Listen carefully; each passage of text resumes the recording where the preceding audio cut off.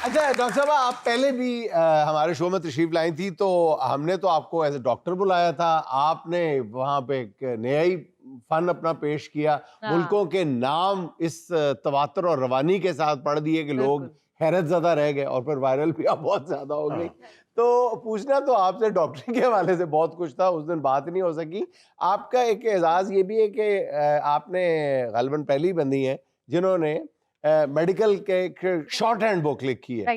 वो ये क्या मामला है जिसपे बहुत सारे पाकिस्तानियों ने पहले भी किताबें लिखी है मेडिकल पे? मेडिकल पे तो बहुत सारी किताबें हैं, लेकिन मेडिकल टीचिंग पे कोई ऐसी बुक मेडिकल नहीं थी। टीचिंग पे मेडिकल आप टीचिंग, चूंकि किंग एडवर्ड मेडिकल कॉलेज में पढ़ाती हैं, राइट। उसकी रोशनी में आपने फिर ये किताब लिखी। बिल्कुल ऐसे ही, इसमें मैंने डिफरेंट लर्निंग थ्योरीज ऐड की हैं। ना सिर्फ ये सिर्फ टीचर्स के लिए है, बल्कि स्टूडेंट्स के लिए भी है, और जो भी पैरामेडिकल स्टाफ है उनके लिए भी है। इसमें डिफरेंट लर्निंग थ्योरीज ऐड की हैं। फिर असेसमेंट कैसी होनी चाहिए, शॉर्ट ग्रुप टीचिंग कैसा है, और लार्ज ग्रुप में कैसे टीच करना चाहिए, पोर्टफोलियो कैसे बनाते हैं। फिर इसमें मैंने न्यू चैप्टर्स ऐड किए हैं, आर्टिफिशियल इंटेलिजेंस, इमोशनल इंटेलिजेंस, ये बिल्कुल लेटेस्ट है, बिल्कुल कॉम्पिटेंसी बेस्ड जो है मेडिकल एजुकेशन, और बहुत सारे चैप्टर जिसमें ऐड किए हैं। और मैं बताती चलूं कि इसका जो फर्स्ट एडिशन है वो मैंने 2017 में लिखा था। अच्छा, उस ये वक्त आप सेकंड टीचिंग शुरू एडिशन कर दी थी आपने? जी, माशाल्लाह, जबरदस्त जी। ये मैं अपनी बुक भी साथ लेकर आई हूँ। अच्छा अच्छा ये सेकंड एडिशन है इस बुक का। अच्छा अच्छा अच्छा। नाइस। देखिए, हर स्टूडेंट ना डिफरेंट होता है, हाँ, इसलिए उसमें स्ट्रेटजीज भी अप्लाई करनी होती है डिफरेंट तरीके से, वो किस तरह अडेप्ट करते हैं। तो वो सारी चीजें मैंने ऐड की हैं, और अपने रियल एक्सपीरियंसेस ऐड किए हैं हर चैप्टर में। अच्छा, गुड। क्या नाम क्या है इस बुक का? Short handbook on medical teaching and learning. किताब का नाम ही कितना लंबा है। नाम ही कितना पहले नाम सीखो, फिर उसके बाद किताब पढ़ो। और हेल्थ सर्विसेज एकेडमी से मुझे ये ऑनर भी मिला है कि you are the Pakistan first author of this वाह जी वाह। सब्जेक्ट। अच्छा, इस सब लर्निंग के।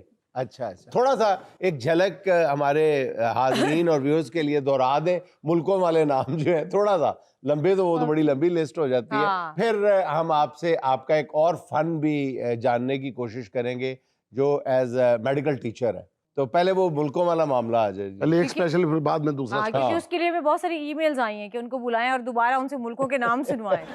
Afghanistan, Albania, Algeria, Andorra, Angola, Antigua, Barbuda, Argentina, Armenia, Australia, Austria, Azerbaijan, Bahamas, Bahrain, Bangladesh, Barbados, Belarus, Belgium, Belize, Benin, Bhutan, Bolivia, Bosnia, Herzegovina, Botswana, Brazil, Brunei, Bulgaria, Burkina Faso, Burundi, Cabo Verde, Cambodia, Cameroon, Canada, Central African Republic, Chad, Chile, China, Colombia, Comoros, Togo, Costa Rica, Croatia, Cuba, Cyprus, चेकिया, Democratic Republic of the Congo, Denmark, Djibouti, Dominica, Dominican Republic, Ecuador, Egypt, El Salvador, Eritrea, Estonia, Ethiopia, Equatorial Guinea, Eswatini, Fiji, Finland, France, Gabon, Gambia, Georgia, Germany, Ghana, Greece, Canada, Guatemala, Guinea, Guinea Bissau, Ghana, Haiti, Honduras, Iceland, Indonesia, Iran, Iraq, Ireland, Israel, Italy, Ivory Coast, Jamaica, Japan, Jordan, Kazakhstan, Kenya, Kuwait, Kiribati, Kyrgyzstan, Laos, Lesotho, Lebanon, Balochistan, Latvia, Libya, Liberia, Lithuania, Luxembourg, Madagascar, Malawi, Malaysia, Maldives, Mali, Malta, Marshall Islands, Mauritania, Mauritius, Mexico, Micronesia, Moldova, Monaco, Mongolia, Montenegro, Morocco, Mozambique, Myanmar, Namibia, noro, Nepal, Indonesia, New Zealand, Nicaragua, Niger, Nigeria, North Korea, North Macedonia, Norway, Oman, Pakistan, Palestine, Palau, Papua New Guinea, Paraguay, Peru, Philippine, Poland, पुर्तगाल, Qatar, Romania, Rwanda, Somalia, Fiji, Saudi Arabia, Senegal, Serbia, Seychelles, Sierra Leone, Singapore, Slovakia, Slovenia, Solomon बस मुझे Singapore उतरना है।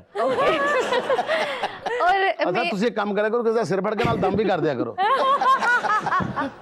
अच्छा, वैसे ना ये तो बसों के कंडक्टर होते हैं ना, वो कहते हैं लाहौर, पिंडी, रवात, पेशावर, आप किसी जहाज में एयर होस्टेस लगते हैं, आप आवाजें दिया करें, आप सारे मुल्कों का नाम बोला करें। मुझे बड़ा फायदा हो गया यहाँ आने का। क्या कि मुझे वर्ल्ड रिकॉर्ड लीग में मेरा नाम आ गया कि मैंने 90 सेकंड्स में जो है वो ये चले, उसमें हमारा कमीशन भी रखिएगा।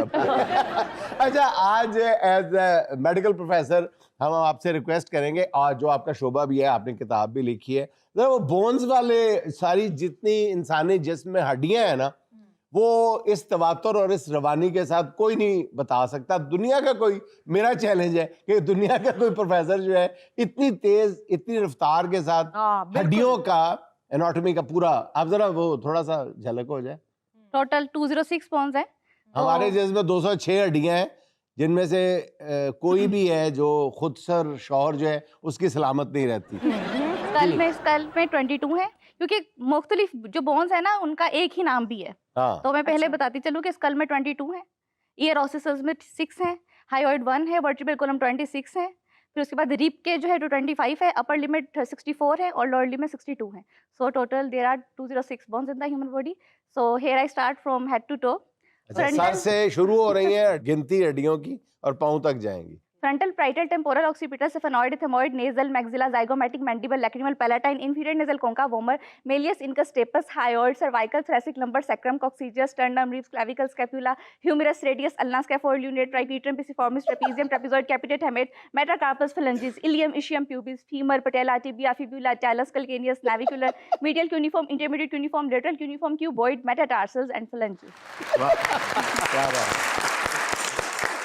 ਤੇ ਔਰਤ ਦੀ ਸ਼ੌਹਰ ਨਾਲ ਲੜਾਈ ਹੋ ਜੇ ਸਾਰੀਆਂ ਕਹਿ ਕੇ ਮੈਂ ਤੋੜ ਦੇਣੀਆਂ हाँ वैसे अब नहीं जब भी हो ना मतलब लड़ाई हो तो डॉक्टर साहब को बुला के गए तुसी ना ले जाओ मैं तोड़ी जानी है ਨਹੀਂ ਹੈ वैसे हमने सुना था कि मेडिकल के जो स्टूडेंट्स होते हैं उनका रट्टा बड़ा आला होता है और आज हमने देख भी लिया कमाल। नहीं ये रट्टा नहीं, ये तो पूरा टैलेंट है।